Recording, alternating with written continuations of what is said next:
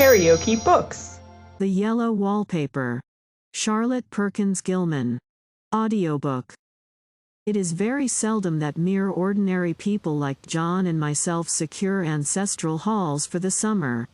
A colonial mansion, a hereditary estate, I would say a haunted house, and reach the height of romantic felicity, but that would be asking too much of fate. Still, I will proudly declare that there is something queer about it. Else, why should it be let so cheaply? And why have stood so long untenanted? John laughs at me, of course, but one expects that in marriage. John is practical in the extreme. He has no patience with faith, an intense horror of superstition, and he scoffs openly at any talk of things not to be felt and seen and put down in figures. John is a physician, and perhaps, I would not say it to a living soul, of course, but this is dead paper and a great relief to my mind. Perhaps that is one reason I do not get well faster. You see, he does not believe I am sick. And what can one do? If a physician of high standing, and one's own husband, assures friends and relatives that there is really nothing the matter with one but temporary nervous depression, a slight hysterical tendency, what is one to do? My brother is also a physician, and also of high standing, and he says the same thing. So I take phosphates or phosphites, whichever it is, and tonics, and journeys, and air, and exercise, and am absolutely forbidden to work until I am well again. Personally, I disagree with their ideas. Personally, I believe that congenial work, with excitement and change, would do me good. But what is one to do? I did write for a while in spite of them, but it does exhaust me a good deal, having to be so sly about it, or else meet with heavy opposition. I sometimes fancy that in my condition if I had less opposition and more society and stimulus. But John says the very worst thing I can do is to think about my condition, and I confess it always makes me feel bad. So I will let it alone and talk about the house. The most beautiful place. It is quite alone, standing well back from the road, quite 3 miles from the village. It makes me think of English places that you read about, for there are hedges and walls and gates that lock, and lots of separate little houses for the gardeners and people. There is a delicious garden. I never saw such a garden, large and shady, full of box-bordered paths, and lined with long grape-covered arbors with seats under them. There were greenhouses, too, but they are all broken now. There was some legal trouble, I believe, something about the heirs and co-heirs. Anyhow, the place has been empty for years. That spoils my ghostliness, I am afraid, but I don't care. There is something strange about the house, I can feel it. I even said so to John one moonlight evening, but he said what I felt was a draught, and shut the window. I get unreasonably angry with John sometimes. I'm sure I never used to be so sensitive. I think it is due to this nervous condition. But John says if I feel so I shall neglect proper self-control. So I take pains to control myself, before him, at least, and that makes me very tired. I don't like our room a bit. I wanted one downstairs that opened on the piazza and had roses all over the window, and such pretty old-fashioned chintz hangings. But John would not hear of it. He said there was only one window and not room for 2 beds, and no near room for him if he took another. He is very careful and loving, and hardly lets me stir without special direction. I have a schedule prescription for each hour in the day. He takes all care from me, and so I feel basely ungrateful not to value it more. He said we came here solely on my account, that I was to have perfect rest and all the air I could get. Your exercise depends on your strength, my dear, said he, and your food somewhat on your appetite, but air you can absorb all the time. So we took the nursery, at the top of the house. It is a big, airy room, the whole floor nearly, with windows that look all ways, and air and sunshine galore. It was nursery first and then playground and gymnasium, I should judge. For the windows are barred for little children, and there are rings and things in the walls. The paint and paper look as if a boys' school had used it. It is stripped off, the paper, in great patches all around the head of my bed, about as far as I can reach, and in a great place on the other side of the room low down. I never saw a worse paper in my life. One of those sprawling flamboyant patterns committing every artistic sin. It is dull enough to confuse the eye in following, pronounced enough to constantly irritate and provoke study, and when you follow the lame, uncertain curves for a little distance they suddenly commit suicide, plunge off at outrageous angles, destroy themselves in unheard of contradictions. The color is repellent, almost revolting. A smoldering, unclean yellow, strangely faded by the slow turning sunlight. It is a dull yet lurid orange in some places, a sickly sulfur tint in others. No wonder the children hated it. I should hate it myself if I had to live in this room long. There comes John, and I must put this away, he hates to have me write a word. We have been here 2 weeks, and I haven't felt like writing before, since that first day.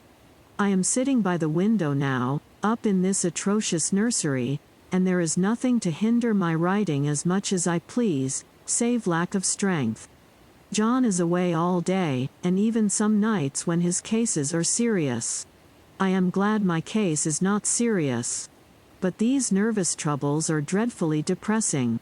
John does not know how much I really suffer. He knows there is no reason to suffer, and that satisfies him. Of course it is only nervousness. It does weigh on me so not to do my duty in any way. I meant to be such a help to John, such a real rest and comfort, and here I am a comparative burden already. Nobody would believe what an effort it is to do what little I am able, to dress and entertain, and order things. It is fortunate Mary is so good with the baby. Such a dear baby. And yet I cannot be with him, it makes me so nervous. I suppose John never was nervous in his life. He laughs at me so about this wallpaper. At first he meant to repaper the room, but afterwards he said that I was letting it get the better of me, and that nothing was worse for a nervous patient than to give way to such fancies. He said that after the wallpaper was changed it would be the heavy bedstead, and then the barred windows, and then that gate at the head of the stairs, and so on. You know the place is doing you good, he said, and really, dear, I don't care to renovate the house just for a 3 months' rental. Then do let us go downstairs, I said, there are such pretty rooms there. Then he took me in his arms and called me a blessed little goose, and said he would go down cellar if I wished, and have it whitewashed into the bargain. But he is right enough about the beds and windows and things. It is as airy and comfortable a room as anyone need wish, and, of course, I would not be so silly as to make him uncomfortable just for a whim. I'm really getting quite fond of the big room, all but that horrid paper.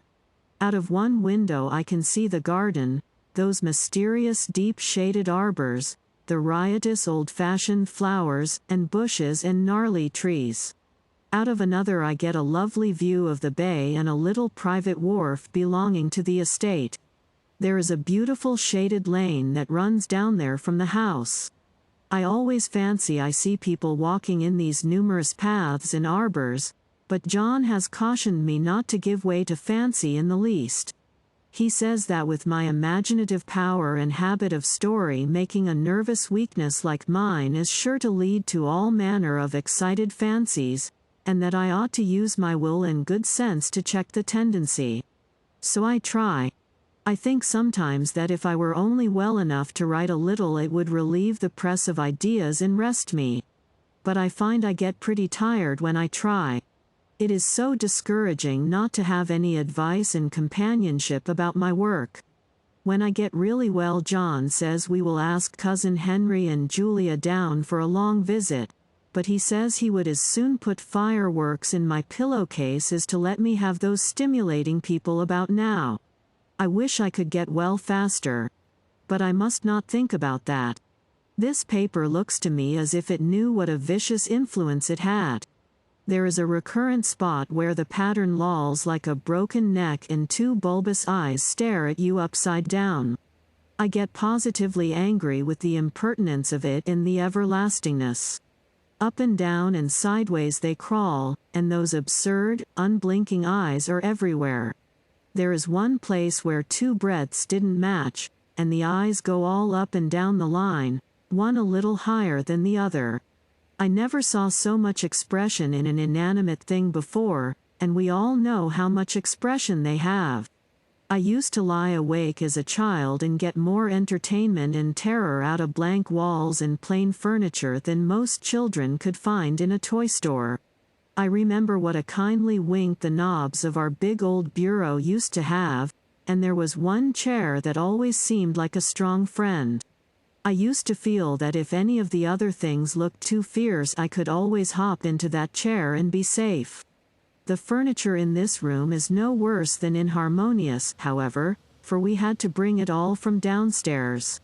I suppose when this was used as a playroom they had to take the nursery things out, and no wonder. I never saw such ravages as the children have made here. The wallpaper, as I said before, is torn off in spots, and it sticketh closer than a brother. They must have had perseverance as well as hatred. Then the floor is scratched and gouged and splintered, the plaster itself is dug out here and there, and this great heavy bed, which is all we found in the room, looks as if it had been through the wars. But I don't mind it a bit, only the paper. There comes John's sister. Such a dear girl as she is, and so careful of me. I must not let her find me writing.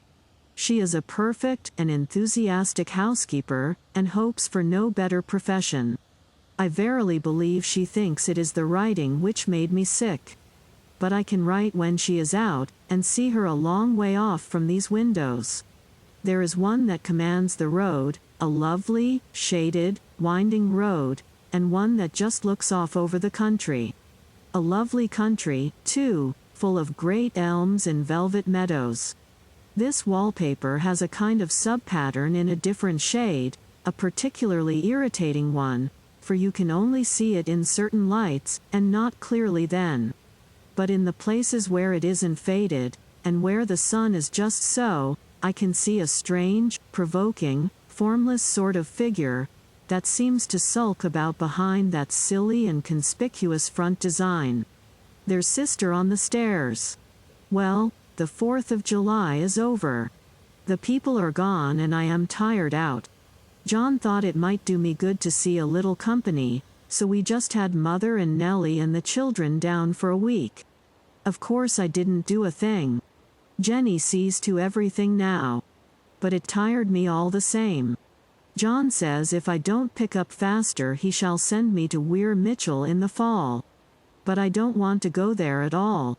I had a friend who was in his hands once, and she says he is just like John and my brother, only more so. Besides, it is such an undertaking to go so far.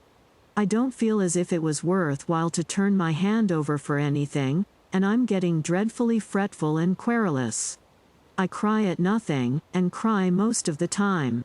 Of course I don't when John is here, or anybody else, but when I am alone. And I am alone a good deal just now. John is kept in town very often by serious cases, and Jenny is good and lets me alone when I want her to. So I walk a little in the garden or down that lovely lane, sit on the porch under the roses, and lie down up here a good deal. I'm getting really fond of the room in spite of the wallpaper. Perhaps because of the wallpaper. It dwells in my mind so. I lie here on this great immovable bed, it is nailed down, I believe, and follow that pattern about by the hour. It is as good as gymnastics, I assure you. I start, we'll say, at the bottom, down in the corner over there where it has not been touched, and I determine for the 1000th time that I will follow that pointless pattern to some sort of a conclusion. I know a little of the principle of design, and I know this thing was not arranged on any laws of radiation, or alternation, or repetition, or symmetry, or anything else that I ever heard of. It is repeated, of course, by the breadths, but not otherwise. Looked at in one way, each breadth stands alone, the bloated curves and flourishes, a kind of debased Romanesque, with delirium tremens, go waddling up and down in isolated columns of fatuity. But, on the other hand, they connect diagonally, and the sprawling outlines run off in great slanting waves of optic horror, like a lot of wallowing seaweeds in full chase. The whole thing goes horizontally, too, at least it seems so, and I exhaust myself in trying to distinguish the order of its going in that direction. They have used a horizontal breadth for a frieze, and that adds wonderfully to the confusion. There is one end of the room where it is almost intact, and there, when the cross lights fade and the low sun shines directly upon it, I can almost fancy radiation after all. The interminable grotesques seem to form around a common center and rush off in headlong plunges of equal distraction. It makes me tired to follow it. I will take a nap, I guess. I don't know why I should write this. I don't want to. I don't feel able. And I know John would think it absurd. But I must say what I feel and think in some way. It is such a relief. But the effort is getting to be greater than the relief. Half the time now I am awfully lazy, and lie down ever so much. John says I mustn't lose my strength, and has me take cod liver oil and lots of tonics and things, to say nothing of ale and wine and rare meat. Dear John! He loves me very dearly, and hates to have me sick. I tried to have a real earnest reasonable talk with him the other day, and tell him how I wish he would let me go and make a visit to Cousin Henry and Julia. But he said I wasn't able to go, nor able to stand it after I got there, and I did not make out a very good case for myself, for I was crying before I had finished. It is getting to be a great effort for me to think straight. Just this nervous weakness, I suppose. And dear John gathered me up in his arms, and just carried me upstairs and laid me on the bed, and sat by me and read to me till it tired my head. He said I was his darling and his comfort and all he had, and that I must take care of myself for his sake, and keep well. He says no one but myself can help me out of it, that I must use my will and self-control and not let any silly fancies run away with me. There's one comfort, the baby is well and happy, and does not have to occupy this nursery with the horrid wallpaper. If we had not used it, that blessed child would have. What a fortunate escape! Why, I wouldn't have a child of mine, an impressionable little thing, live in such a room for worlds.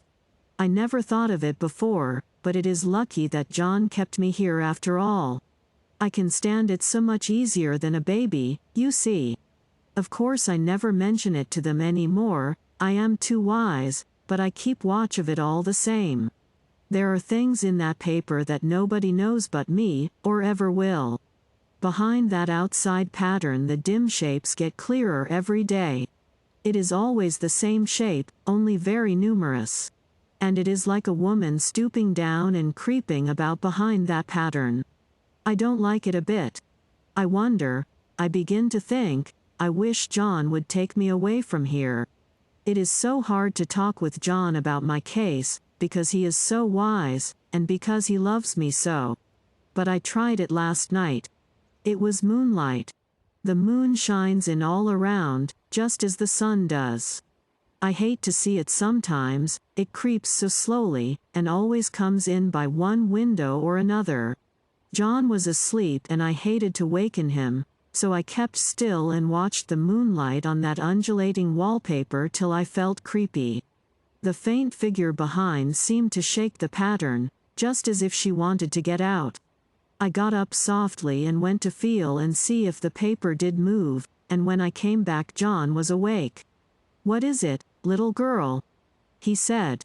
"Don't go walking about like that, you'll get cold."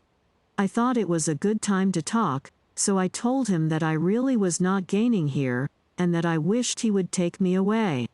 "Why, darling," said he, "our lease will be up in 3 weeks, and I can't see how to leave before. The repairs are not done at home, and I cannot possibly leave town just now. Of course if you were in any danger I could and would, but you really are better, dear, whether you can see it or not. I am a doctor, dear, and I know. You are gaining flesh and color, your appetite is better. I feel really much easier about you. I don't weigh a bit more," said I, "nor as much. And my appetite may be better in the evening, when you are here, but it is worse in the morning when you are away." "Bless her little heart," said he with a big hug, "she shall be as sick as she pleases. But now let's improve the shining hours by going to sleep, and talk about it in the morning." "And you won't go away?" I asked gloomily. "Why, how can I, dear? It is only 3 weeks more and then we will take a nice little trip of a few days while Jenny is getting the house ready. Really, dear, you are better. Better in body perhaps," I began, and stopped short, for he sat up straight and looked at me with such a stern, reproachful look that I could not say another word. "My darling," said he, "I beg of you, for my sake and for our child's sake, as well as for your own, that you will never for one instant let that idea enter your mind. There is nothing so dangerous, so fascinating, to a temperament like yours. It is a false and foolish fancy. Can you not trust me as a physician when I tell you so?" So of course I said no more on that score, and we went to sleep before long. He thought I was asleep first, but I wasn't. I lay there for hours trying to decide whether that front pattern and the back pattern really did move together or separately. On a pattern like this, by daylight, there is a lack of sequence, a defiance of law, that is a constant irritant to a normal mind. The color is hideous enough, and unreliable enough, and infuriating enough, but the pattern is torturing. You think you have mastered it, but just as you get well underway in following, it turns a back somersault and there you are. It slaps you in the face, knocks you down, and tramples upon you. It is like a bad dream. The outside pattern is a florid arabesque, reminding one of a fungus. If you can imagine a toadstool in joints, an interminable string of toadstools, budding and sprouting in endless convolutions, why, that is something like it. That is, sometimes. There is one marked peculiarity about this paper, a thing nobody seems to notice but myself, and that is that it changes as the light changes. When the sun shoots in through the east window, I always watch for that first long, straight ray. It changes so quickly that I never can quite believe it. That is why I watch it always. By moonlight, the moon shines in all night when there is a moon, I wouldn't know it was the same paper. At night in any kind of light, in twilight, candlelight, lamplight, and worst of all by moonlight, it becomes bars. The outside pattern I mean, and the woman behind it is as plain as can be. I didn't realize for a long time what the thing was that showed behind, that dim sub-pattern, but now I am quite sure it is a woman. By daylight she is subdued, quiet. I fancy it is the pattern that keeps her so still. It is so puzzling. It keeps me quiet by the hour. I lie down ever so much now. John says it is good for me, and to sleep all I can. Indeed, he started the habit by making me lie down for an hour after each meal. It is a very bad habit, I am convinced, for, you see, I don't sleep. And that cultivates deceit, for I don't tell them I'm awake, oh, no. The fact is, I am getting a little afraid of John. He seems very queer sometimes, and even Jenny has an inexplicable look.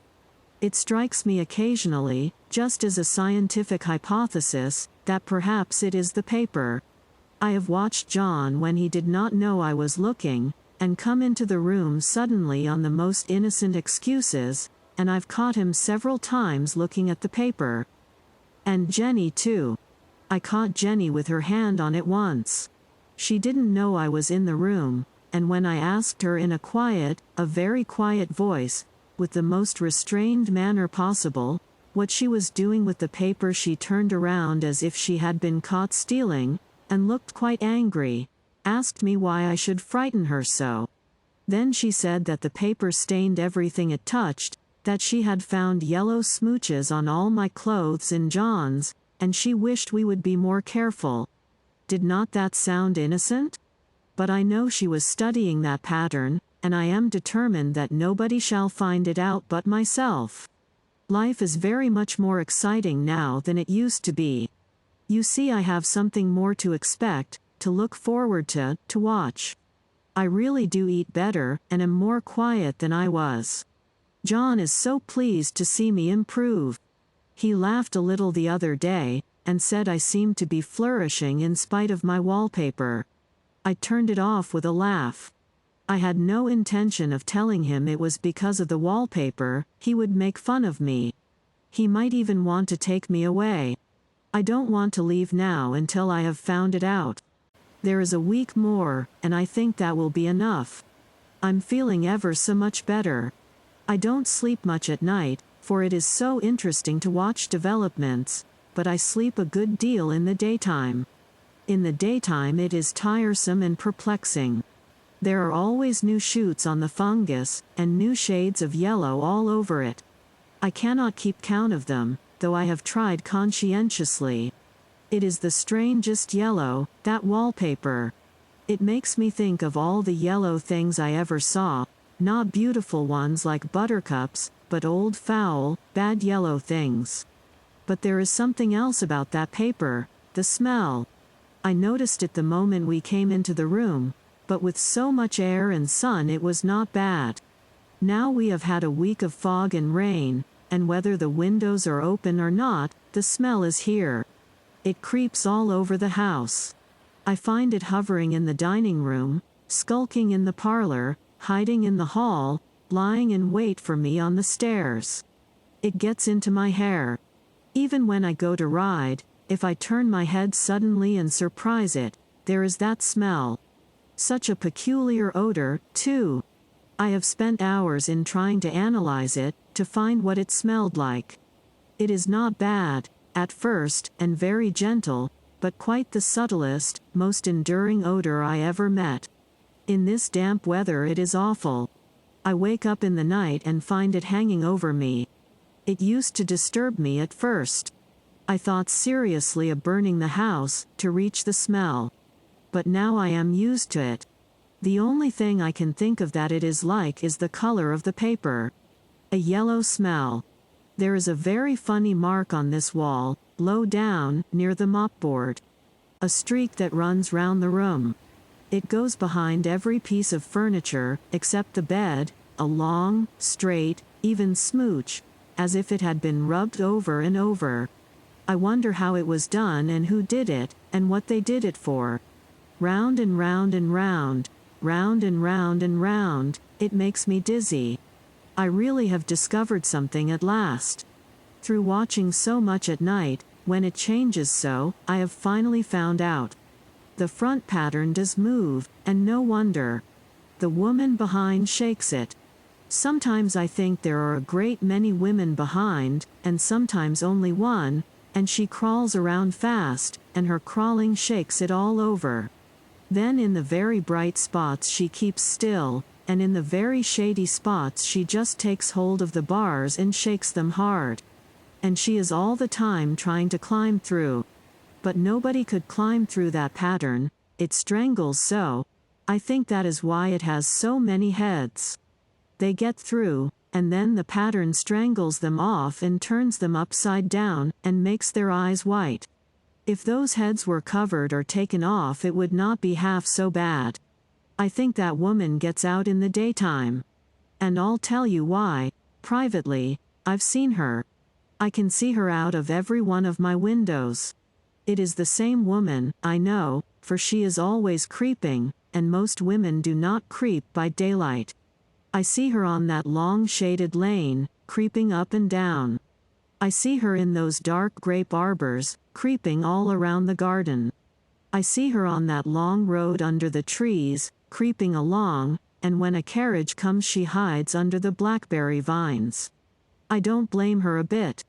It must be very humiliating to be caught creeping by daylight. I always lock the door when I creep by daylight. I can't do it at night, for I know John would suspect something at once. And John is so queer now, that I don't want to irritate him. I wish he would take another room.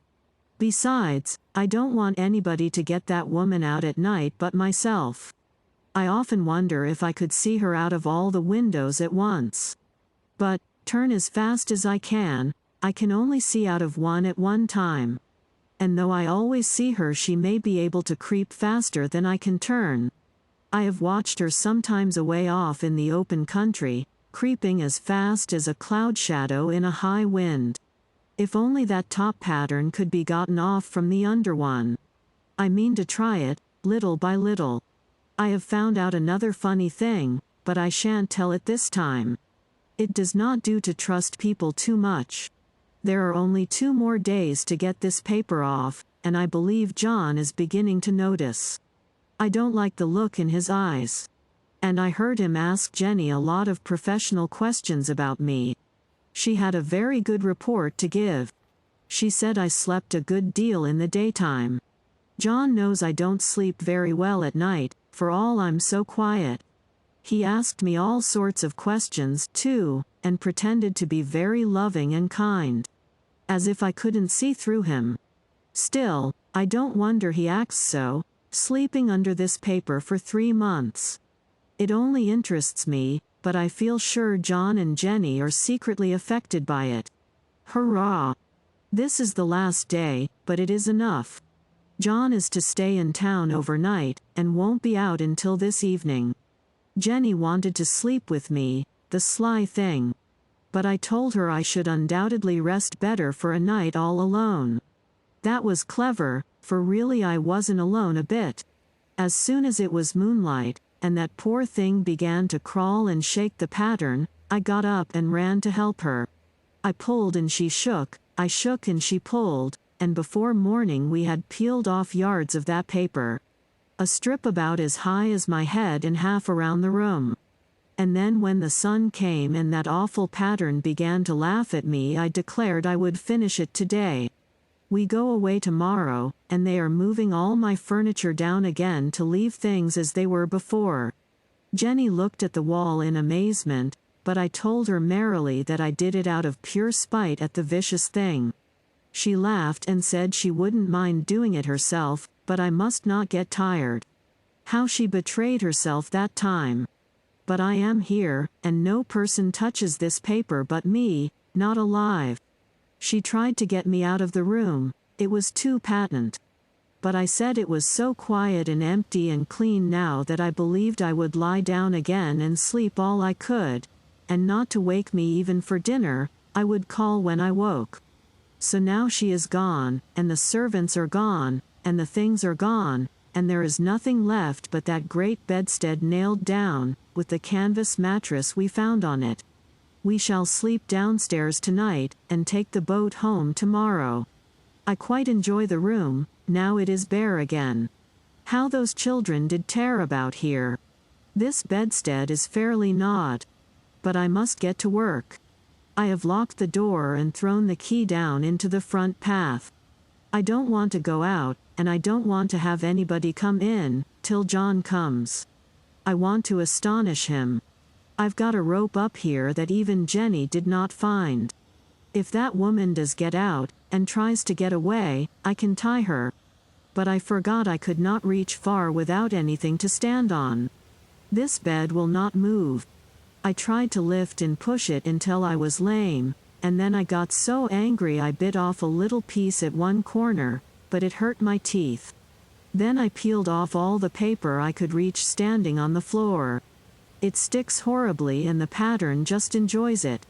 All those strangled heads and bulbous eyes and waddling fungus growths just shriek with derision. I am getting angry enough to do something desperate. To jump out of the window would be admirable exercise, but the bars are too strong even to try. Besides, I wouldn't do it. Of course not. I know well enough that a step like that is improper and might be misconstrued. I don't like to look out of the windows even. There are so many of those creeping women, and they creep so fast. I wonder if they all come out of that wallpaper as I did? But I am securely fastened now by my well-hidden rope. You don't get me out in the road there. I suppose I shall have to get back behind the pattern when it comes night, and that is hard. It is so pleasant to be out in this great room and creep around as I please. I don't want to go outside. I won't, even if Jenny asks me to. For outside you have to creep on the ground, and everything is green instead of yellow. But here I can creep smoothly on the floor, and my shoulder just fits in that long smooch around the wall, so I cannot lose my way. Why, there's John at the door. It is no use, young man, you can't open it. How he does call and pound. Now he's crying for an axe. It would be a shame to break down that beautiful door. John dear, said I in the gentlest voice, the key is down by the front steps, under a plantain leaf. That silenced him for a few moments. Then he said, very quietly indeed, open the door, my darling. I can't, said I. The key is down by the front door under a plantain leaf. And then I said it again, several times, very gently and slowly, and said it so often that he had to go and see, and he got it, of course, and came in. He stopped short by the door. What is the matter? He cried. For God's sake, what are you doing? I kept on creeping just the same, but I looked at him over my shoulder. I've got out at last, said I, in spite of you and Jane. And I've pulled off most of the paper, so you can't put me back. Now why should that man have fainted? But he did, and right across my path by the wall, so that I had to creep over him every time. If you liked what you heard, please subscribe to the channel.